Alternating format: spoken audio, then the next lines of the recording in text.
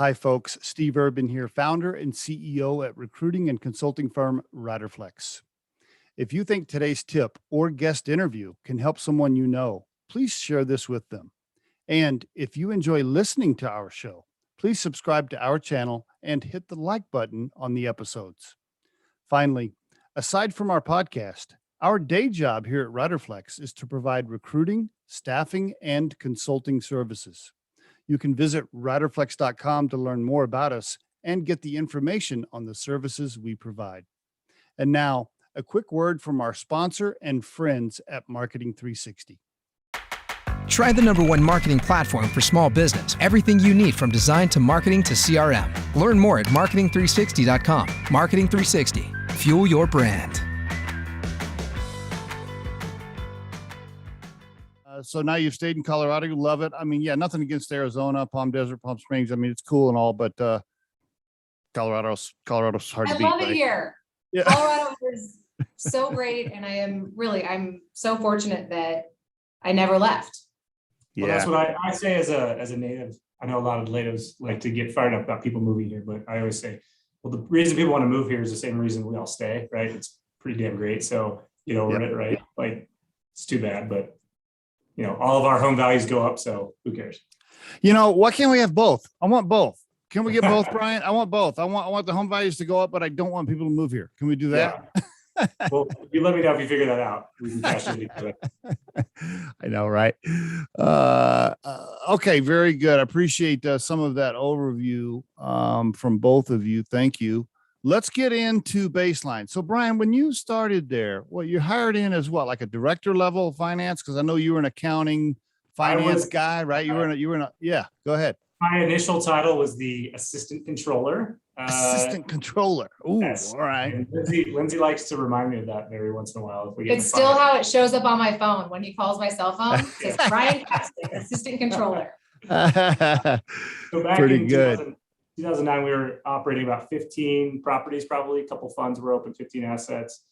So I came in 2009 to kind of streamline some of the things on the accounting and finance corporate side, fund accounting side, learn the business. I always had a curiosity in real estate, but I never worked on any real estate clients at KPMG. I took a few real estate classes in college, but I quickly found a passion for like the business. It all really made sense to me where I don't know if anything, in my career at KPMG I was ever passionate about anything I was doing on the audit side of things. And when I got here, I really got into it pretty quick. But then when you left, correct, and you came back. Yes, so I left after 3 years doing great work in accounting. Great work. And came back as the director of finance. So that's what. Okay, got it. Yeah. Okay. I learned a lot more on the debt and deal side of things at the multifamily shop. So when I came back, I really got into the debt side of things and working with current lenders, potential lenders, kind of more on the fund strategy side, kind of thinking bigger picture. Still doing some accounting because we've always been fairly entrepreneurial. You got to wear a lot of hats. So, but the role got bigger then and kind of got more big picture in 2013 when I came back. I see. And then what happened? They thought, man, this guy's also super organized and he can like get the group together and make sure the train's on time. So all of a sudden they push you into operations, or what happens? There was probably some steps we missed in there, but after we talked about our founding partners. So in 2017, they really finally started thinking about succession planning, right? I see. So when we worked for quite a while, kind of coming up with a financial transition, but part of the the leadership transition was something we kind of didn't get right at the get-go. We kind of didn't really put as much thought into the leadership transition. So, we kind of had 3 founding partners and 6 new partners, and we kind of didn't really know who was in charge of what for a little bit. It just kind of was messy. There were also 9 of us, and we didn't know what rooms, what meetings everybody was in, what decisions were made by who. So I was working. It was actually a little bit more clear on my side of the business. Craig Zollner was our founding partner on the finance and operations side, and so he kind of was ready to hand off things like lease approval and financial statement approval to me. But still, we kind of didn't have any true who's in charge, who's making calls and on what. I totally get it. Yep, I hear you. So we didn't kind of start cleaning that side of things up until 2018 when myself and Todd Laurie were kind of put in these EVP roles as the kind of co-day-to-day leaders along with the rest of the senior management team. So kind of split the see. business up into internal and external. So we got a little bit more clear then, and then kind of 12 months ago, we made another change on the org chart to kind of clean things up a little bit. I became the president of the company. We then now have 2 executive vice presidents, Lindsey and Dusty.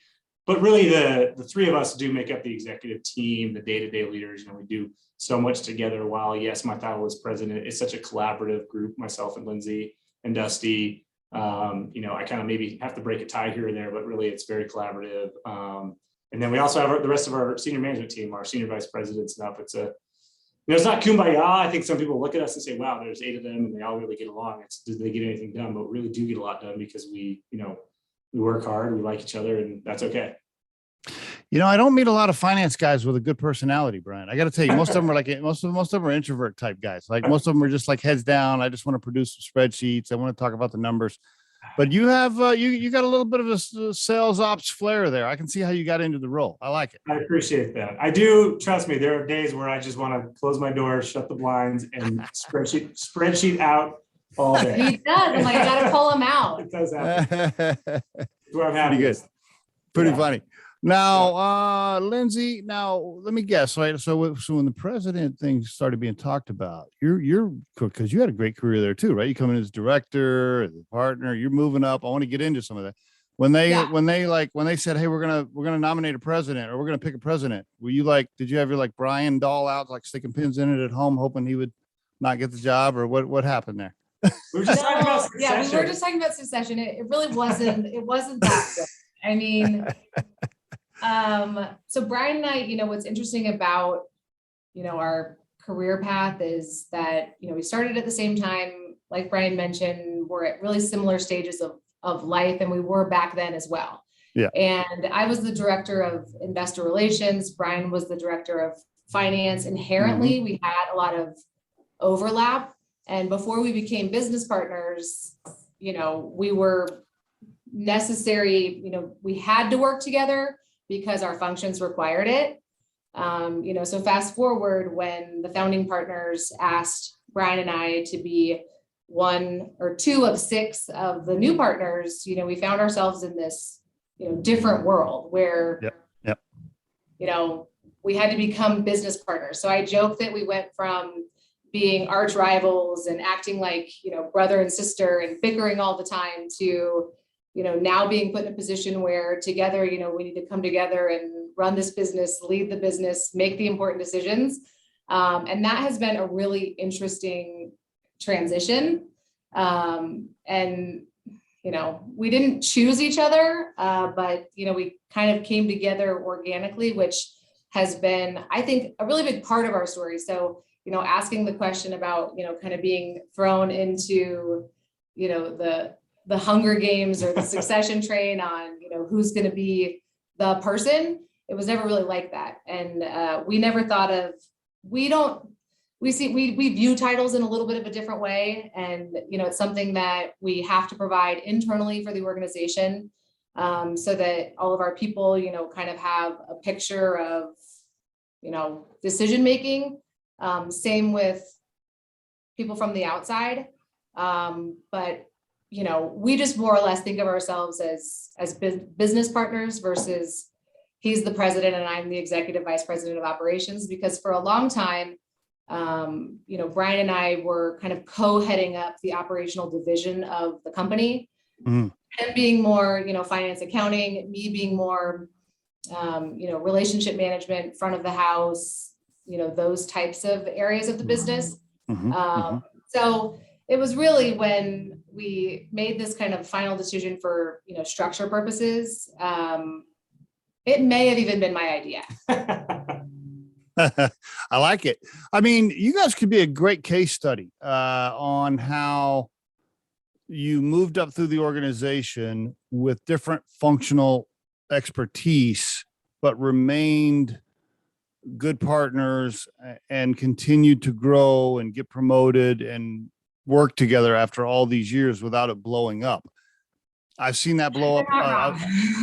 I've seen it blow up a million times. I don't know if you have any idea what my background is or anything, but I ran a couple of $40 million companies as a CEO, and I'm 54 years old. So trust me, I've had plenty of CFOs and executive VPs that have worked for me. And it is not common for the sales / biz dev person to get along wonderfully with the finance person. Usually, the sales front of the house person is saying, I want to do this. And the finance person is like, nah, we don't have the money for that. Let's not do that. And so, the fact that you guys have built this relationship over time and you're still together and the original founders kept giving you promotions. I mean, that is a nice case study. I just don't see that all the time. So congrats to be where you're at right now. Well, and when we were considering the podcast and I spoke to, you guys are both S names. Your counterpart. And we're both bald. So people always are like, which one is that? Scott is my partner. Yeah. When I was talking to Scott, I was like, we might be, an interesting kind of change up to your standard guest, because I think part of why we're here and why we have the relationship that we have today is, number one, neither one of us started the business. Yeah. And, that wasn't the case. And we both started at the same place, like the same level at the same time.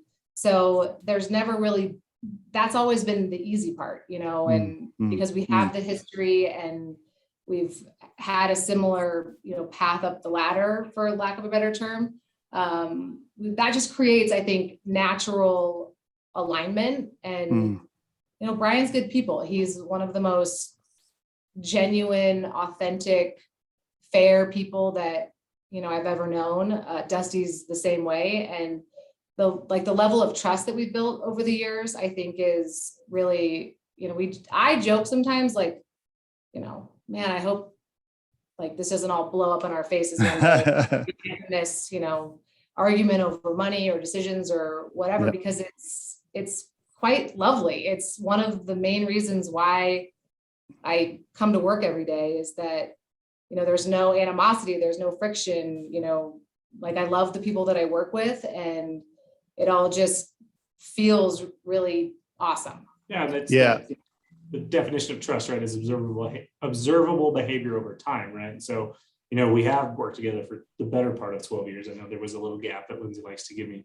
crap about, but we have worked together for 11 of the last 12 years, and there have been some moments that are tense, right? Like, I'm sure. A decision I made or something I recommended we do, that usually involves money or whatever, right? But if we didn't have that trust, then things could have gone south quickly, right? But as Lindsey mentioned, we kind of view ourselves more as, I'm not Lindsey's boss, we're business partners, and I think there's always that moment of, okay, I trust this person. I'm always going to make sure that she's good with the deal. I mean, like, there's little decision. I never make a decision without Lindsey knowing about it or talking it through, or we don't always agree, but it's like, we brought it up, we talked it through, and here's where we're going to go. We usually agree. We don't always agree, but the trust factor is huge. And it's unique because, to her point, we didn't start the business. We didn't, our founding partners, right? They knew each other because their kids went to school together, and one was good at,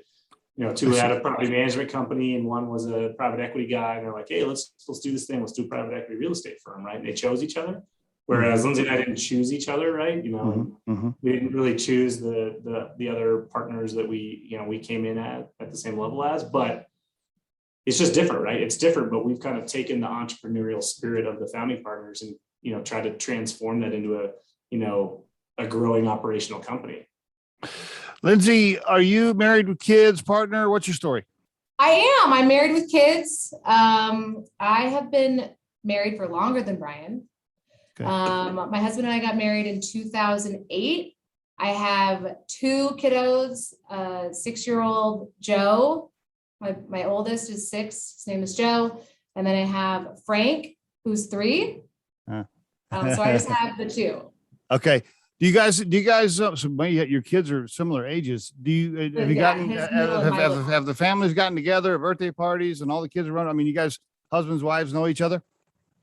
Yeah. I mean, Brian and I spend a lot of time together at work. We don't spend as much time, outside of, business stuff together. Like, we're not like so connected at the hip that, we're going on family vacations together, Yeah. but, birthday parties, all that kind of stuff, soccer games, Yeah, those types of things. Because we each have 6 and 3-year-olds, so very similar life stage, a lot of Okay. crossover there. Yeah, Okay. for sure. Equally as busy too, we're Yeah. we're busy running around, sports, birthday parties, weekends are busy. What's the maddest you've ever? What's the matter? Give me a time where you were just really pissed off at Brian about something. He's he's really made you. Give me something. Come on, give me something. You got to give me something. Give me something juicy here. Where to start? Where to start? I mean, what I was going to say about when you were going, part of what makes our relationship work is that we don't really have any overlap as far as our expertise and areas of the business that we oversee. So his skill set and what he does is very complementary to mine. Sometimes I get frustrated when, he kind of oversteps in my particular area of expertise. You're in our sandbox, Brian. You're in our sandbox. What are you doing? Well, no, and I think and I'm all about, the people, I oversee people and culture, all of our hiring, I'm the EQ heavy portion of this equation. I can see that. Yeah, I can see that. So Brian's, facts, numbers, statistics, the spreadsheets, so when he tries to jump in, my area and insert himself where I'm it's a people thing or, I'm trying to read a room, I get frustrated, but I think equally when he tries to explain numbers, the budget, the financial core pieces of the decision that I've made and I don't understand, then sometimes we butt heads. We butt heads the most when we're the former versions of ourselves. When I'm acting as the director of investor relations, because that's one of the departments that I oversee, and he's acting as the director of finance, which is one of the areas of the business that he oversees. I feel like the only time we have real conflict. Yeah, when we go pretend we're the 30-year-old versions of ourselves that used to, get in butt heads. I mean, yeah, exactly.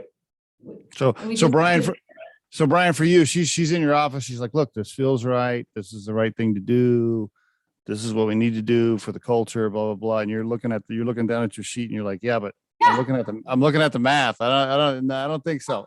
Yeah, perfect example is our office. So we're in an old warehouse type of office that used to be a media company actually. And I want to overhaul it, bring in more light, better cube workstations. This is the best thing for culture, and our people are going to love it. And let's go, right? Yeah, let's do it. Let's do it. Let's totally. And that adds us 2 more seats, and we're going to spend $1 million. What? Why would we ever do that? Love it. Oh, I love it. Love it. Yeah. It's so good. What's the magic? I mean, what's the key? What's the key? Well, what is the key to keep this relationship together for this long as you guys have both moved up? How would you summarize the key to that? And then we'll get into Baceline, what Baceline does. How would you summarize? Let's start with you, Lindsey. What do you think the key to this thing is?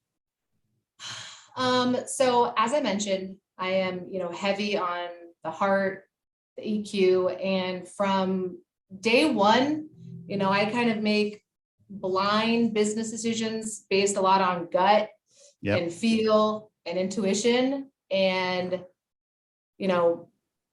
I just trusted Brian. I trusted him from the minute we got thrown into this kind of partnership equation. And that has to date not disappointed me. It hasn't failed me. And I think I'm going to continue to trust that this person has not only me and my family and the people's, best interest in mind, but the company, the future, all of the financial decisions. I don't even look at the financial statements.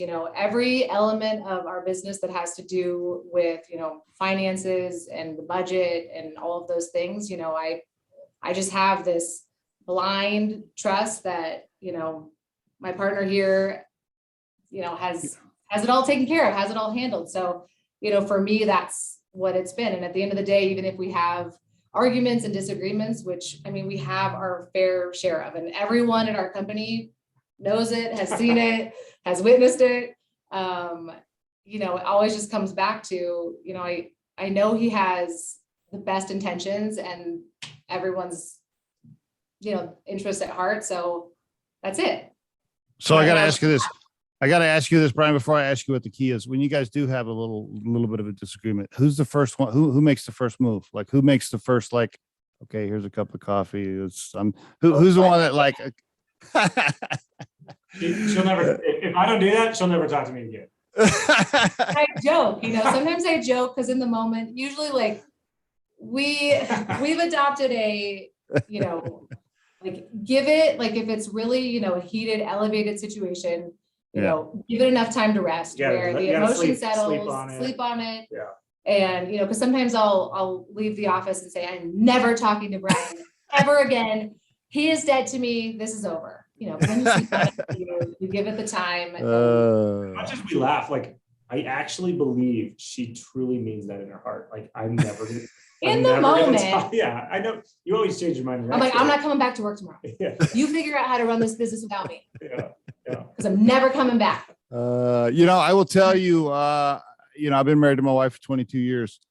There's no outlasting her, man. I mean, if we get into a little bit of a spat about something I have tried to like outlast her and like not be the first one to talk. She can go forever. Like there's no, like, she's going to outlast me. It could go months.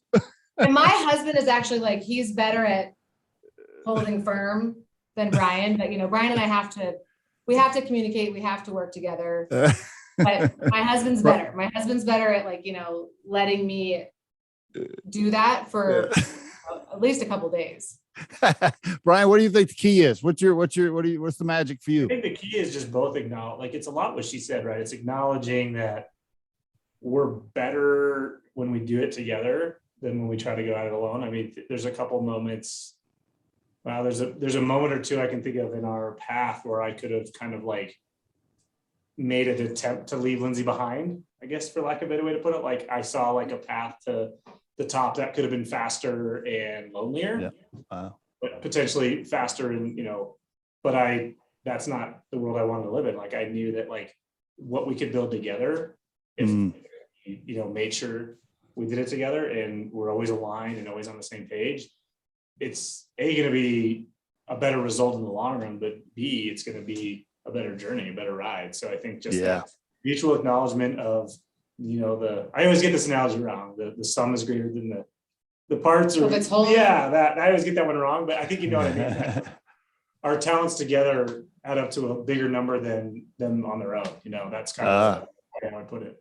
Very good. Okay, very good.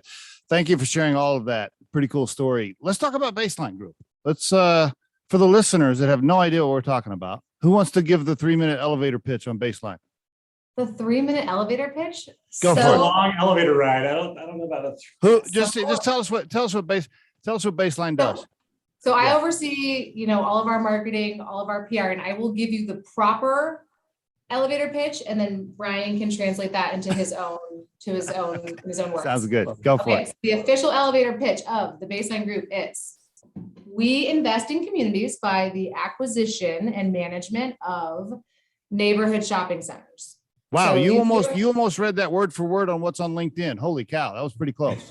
Like I said, you know, I'm the head. I oversee all of our marketing and PR, and this is important. And brand awareness is important. And you know, that's something we're trying to become a household name, and having a strong elevator pitch where everyone in the organization kind of knows it, is talking in the same words, you know, communicating it, because we actually have, you know, in an incredibly robust soup to nuts real estate and investment management company here.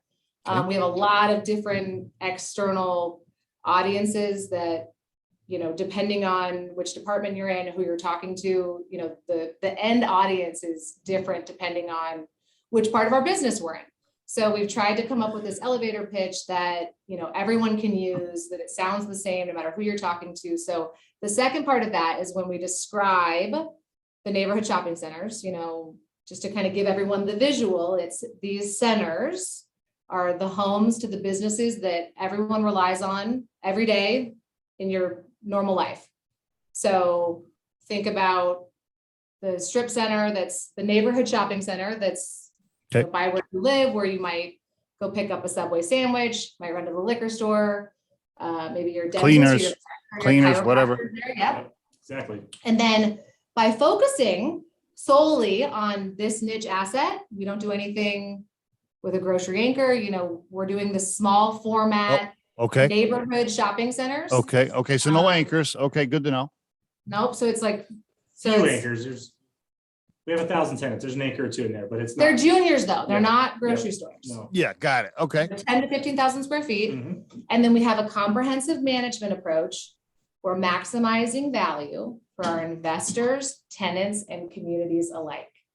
Wow. Pretty That's good, the Lindsay. That's the proper Wow. elevator pitch. And we laugh because we've been pushing this elevator pitch because it's funny. My wife, Jessie, used to tell me, she's like, when people ask what Baseline does, you give the worst answer. I usually would say something like, we buy strip malls in the middle part of the country, right? Like, how terrible does that sound? But it's true, right? And, you know, that for us to have a similar language, whether we're talking to, and it doesn't need to be read verbatim. I know Lindsay kind of read it verbatim, but we're telling our team like, hey, you don't have to memorize it, but just say it in your words. So if you're talking to a tenant, a potential tenant, or a current tenant, or a investment broker trying to sell us an asset, or tell them what we like to buy, or you're talking to investors or potential investors, right? We're all saying basically the same thing of what we do.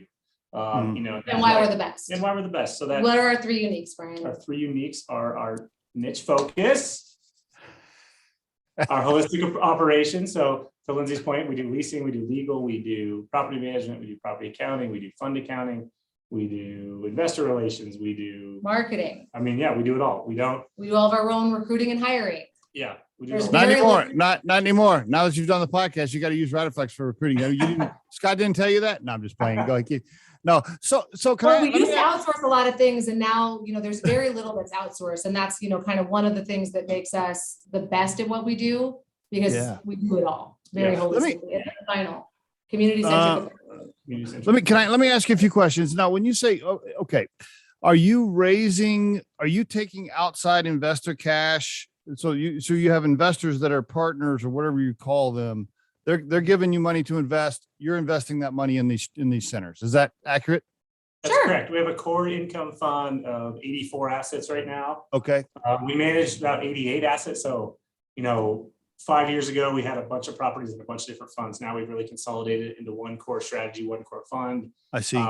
And that's where the equity is coming into right now. So new equity goes into that core fund. They're an immediate investor in a portfolio of 85 assets across 25 markets or states, probably more markets in 20. 85 current assets. How many investors that are active? In that fund, there's probably about 500 investors. 500. Wow. Okay. All right. Wow. Who's the person that asks the rich people to write checks? Who does that? Whose job is that?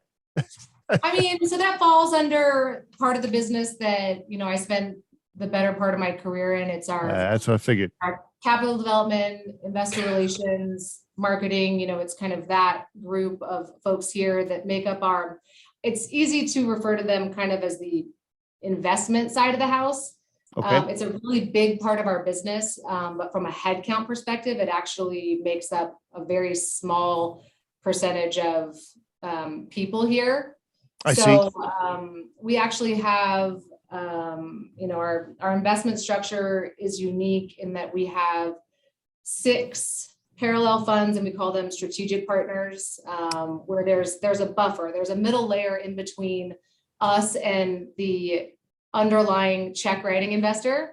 There's Okay. some sort of fiduciary, some sort of intermediary that is representing. Like a wealth management Yeah, wealth company. manager. I see. um, I see. Yeah. I see. What's my return? What's my return if I give you $1 million? When do I get my 2 million back? You talk to me. So the fund has an 8% preferred return Okay. that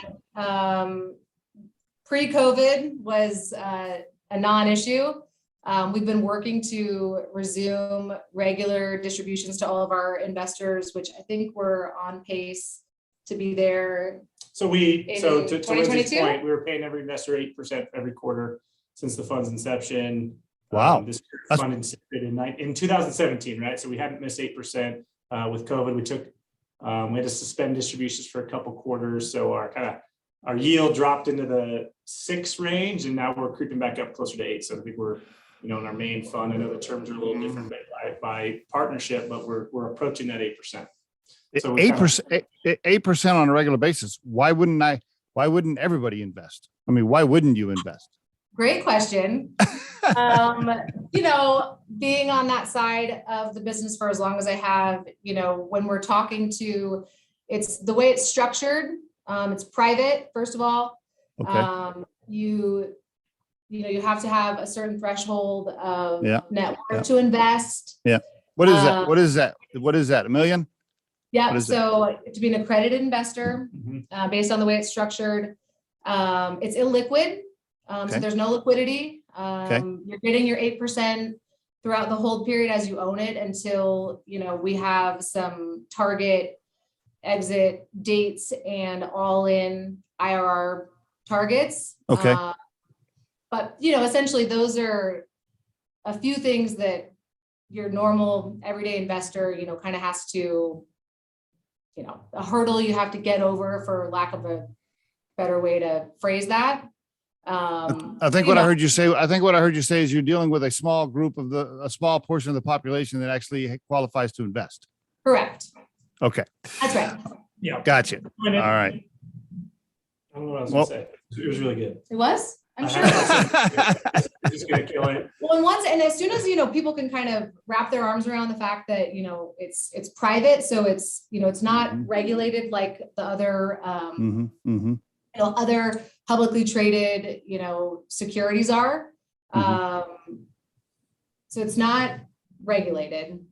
It's private. And the liquidity factor, people want to know, they want some assurance as to when they're going to be able to get their money back. There's some security in the concept of liquidity. You're going to pay a little bit more for it. The returns are probably going to be lower. But it's a trade-off. So do you deal with family offices? Do you target them for investment? Yep. So they have, been one of our, long-standing areas of focus, from really the beginning of time, and targets for sure on the equity front. Do you happen to know Taylor Kirkpatrick? I do. He's an advisory board member and equity holder for us here at Riderflex. Taylor is great. Worked with him in a few different capacities, but great people. Awesome guy. He's our best advisory board member. He's, if I send out the financials for Riderflex to 8 people, he'll be the one guy that calls me and he'll be like, "Hey man, what's this Verizon? How come this Verizon line on your income statement is higher than last year? What's going on with that?" Really good to know. So tell him we said hello. Yeah, he will, he will absolutely know who Baceline is and what we're all about, and our investment strategy and all those things.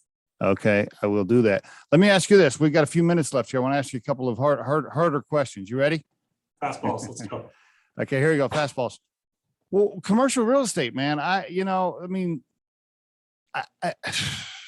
Like if you're going to ask me, a commoner, and keep in mind, I don't know shit about real estate, really.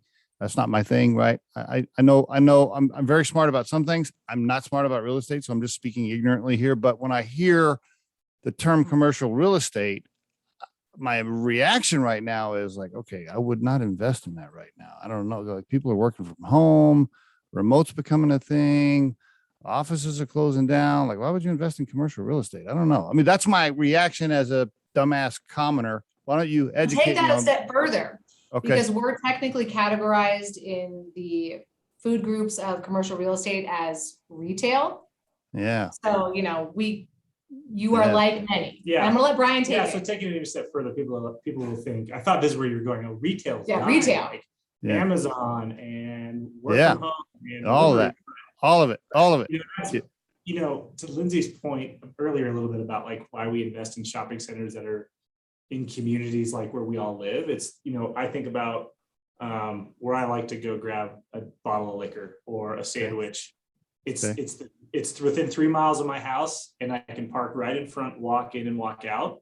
Convenience. right? People are still doing that. People are going to continue to do that. Okay. One of our founding partners challenged us a few years and said, we need to prepare as if everything can be delivered to everybody within 2 hours on demand. Okay. And that was a challenge, but then, COVID was a nice case study, which actually taught us that people don't actually like to stay home forever. Remember how we were all budgeting to get out and get to have a drink and have a meal together. Get your hair done, get your nails done. Get your nails done, go shopping, right? Everybody had a backlog at the dentist, everybody had a backlog at the chiropractor, right? So while we lost a handful of tenants, we lost close to 40, 50 tenants out of 800. Did you? Okay. All right. We added a very similar number of tenants. But you didn't lose any centers. You didn't lose any centers like centers. Okay. Yeah. No. I mean, part of the thing that got us through COVID was having a really efficient debt structure with one debt facility covering the entire portfolio. Okay. All right. Leverage facility with KeyBank. So we didn't have to, do 80 modifications. We had to do one modification, and we're out of that modification period. But the COVID case study is that people actually want to go shop. They want to go out and about. They don't want to stay home forever. The uses are going to continue to change over time, though, right? Like, I always wonder, if we owned all these assets in 1995, how many internet cafes would we have had? They're all gone. All the internet cafes are gone, but now we have more service-based tenants. We have more, coffee shops. We have more breweries. It's changing a little bit. And then if we buy well-located real estate, it's going to change again in 10 years, and but they're going to still be well-occupied assets, right? So, but we like the negative. We kind of like that people don't think a whole lot of retail, because we don't want anybody buying the centers we want to buy. We want to buy. So we want certain people to not believe in retail, but we want our investment partners and our banking partners to still believe in it. So as long as the right people are hearing our message on why it makes sense, then that's good enough for us. I'm guessing you're buying centers over the last 12 months for cheaper per square foot than you ever have. No? Really? No. So if you think about, COVID, going back to COVID, when we were in the thick of, government lockdown. Yeah. We were like, oh my gosh, our tenants aren't going to be open. How are they going to pay rent? Yep. Well, about 50% of our tenant base, because of what we buy, what we've always bought, which is these neighborhood centers that are necessity based, where, it's small format. 50% of them were deemed kind of essential businesses, and we're still able to be open. That's great. Yeah. So it was like, it was kind of proof of concept that we've always said that, the durable goods, the big box Best Buys of the world, the power centers, where a lot of that is compromised, those businesses have adapted to, e-commerce and Amazon. Our centers have always been, what they are, which is these convenience centers to the neighborhoods that they serve.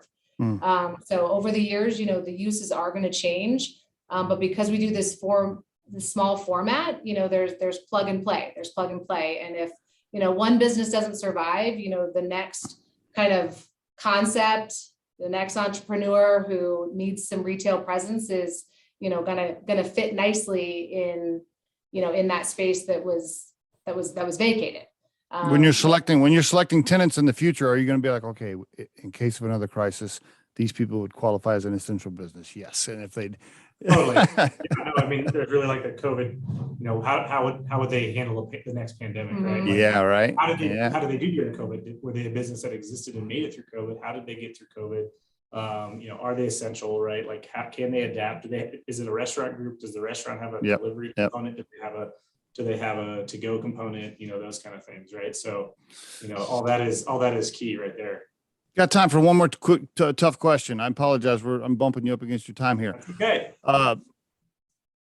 Okay. So you guys, your customers, well, I mean, I know you have investors and you have tenants and things, or you have different types of customers, but your tenants, right? A lot of them were big time affected by all this lockdown and all these rules and crap. So what was Baceline's opinion or comment on all of this? Were you like calling your tenants and you're like, yeah, this is fucking bullshit. I can't believe we're having to do this crap, and you're being supportive with them? Or are you like, yes, we need to shut down? Like, what were you saying? What were you doing? What stance were you taking? Your question's a little bit more, I thought you were going one way. So little bit more political than I was expecting you to say, but I'll divert that question to a little bit different answer. So one of our third unique is community-centric approach, right? So when COVID hit, right, March 12th, March 13th of last year, we got pretty much everybody we could in our conference room in our old office and said, okay, all right, guys, we need to put a task force together. We're going to put a tenant task force. Task force, right? It sounded cool, but all right, who's on the task force? Whatever your job was, if you're an acquisitions guy, construction management guy, or gal, you're going to be on the task force, right? You have a new job, right? Because things aren't going to be normal for a while, right? So we took our 850 tenants and cut it up into 20 slices and said, here's your 40 tenants. Just start calling them, start talking to them, talk to them every day. Are you open? What's going on in St. Louis? What's going on in Arizona? What's going on in your part of the market? Like, okay, all right.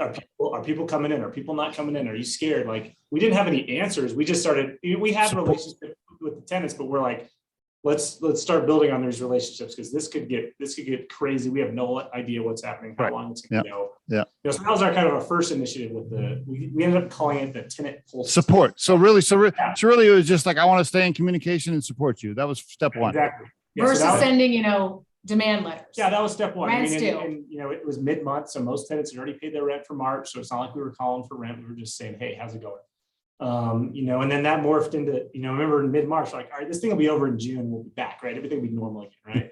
So we didn't really, we didn't really start having the rent conversations right away. But slowly April started approaching, and this thing wasn't getting any better; it was getting worse. So, the next step was, let's just tell tenants, hey, your rent bill's coming due. Just pay what you can. If your rent's 10 grand a month, can you pay half of it? Nothing was formalized. Just say, like, pay something. I know things are different. We're going to figure something out in the long run, but just pay what you can. So that was kind of our next.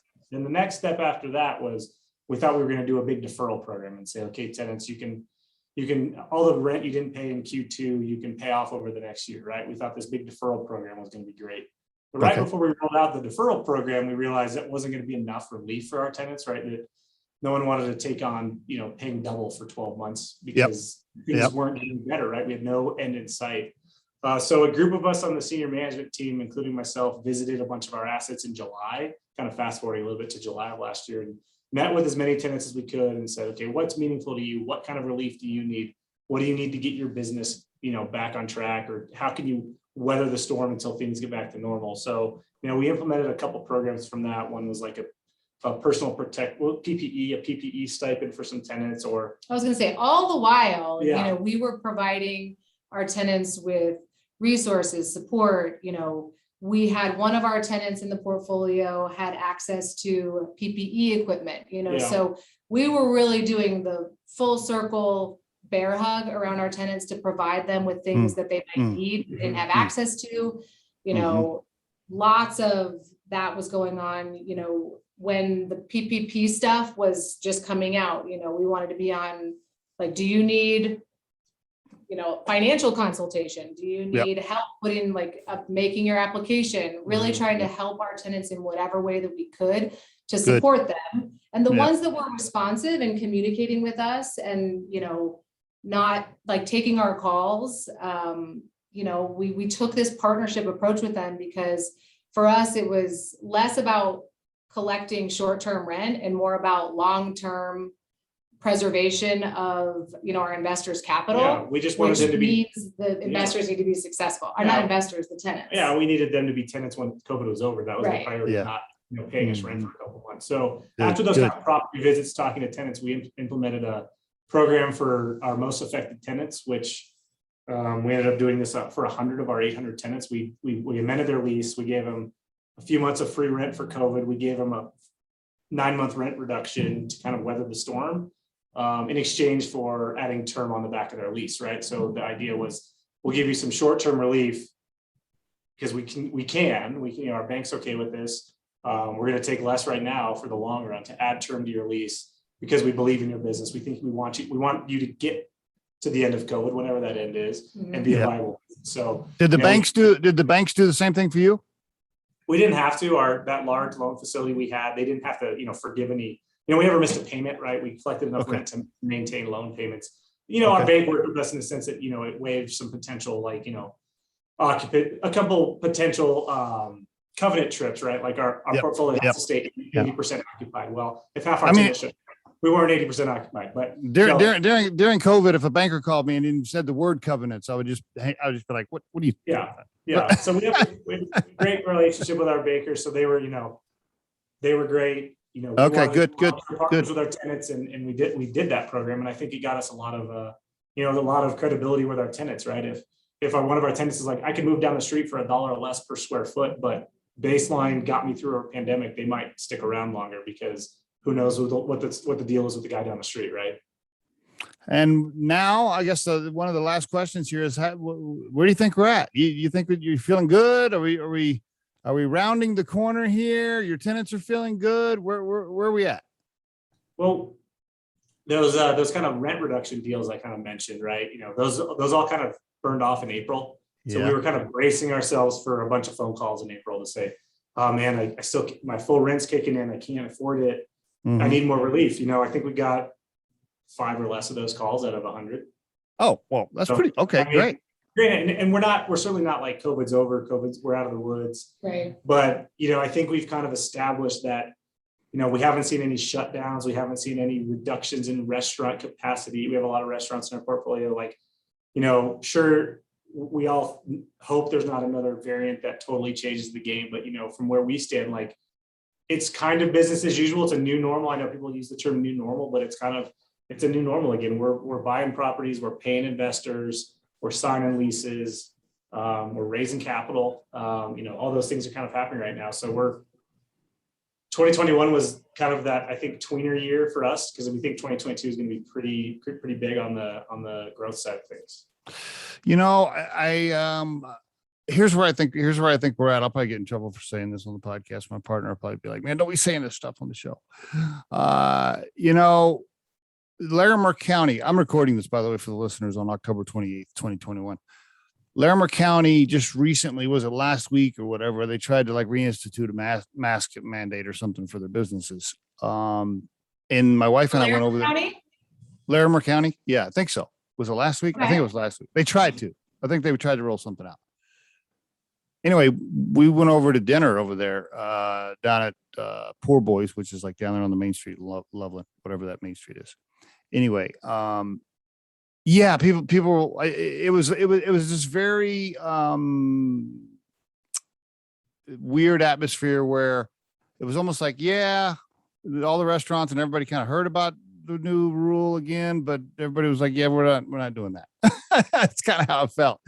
So my point is, I don't think we're going backwards. I'm predicting that we're not going backwards. I just feel like the public is, no matter what happens at this point, I feel like the public is like, hey man, I want to go to my restaurant. I want to hang out at my bar. I want to go to my gym. Don't be messing with me.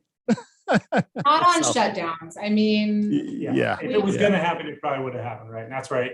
My only caveat is like, if there's the next variant, is completely unaffected by vaccines and affects children, right? Like, if something like that happens, sure, I bet we go backwards. But if people start dying in the streets in my neighborhood, okay, yeah, then maybe. But until then, I'm going. Don't be messing with my tavern. I got to go down there with my boys and have happy hour. well, we have a lot of small mom and pop business owners. Yes. It's the majority of business across the country. Yeah. Right. Small business.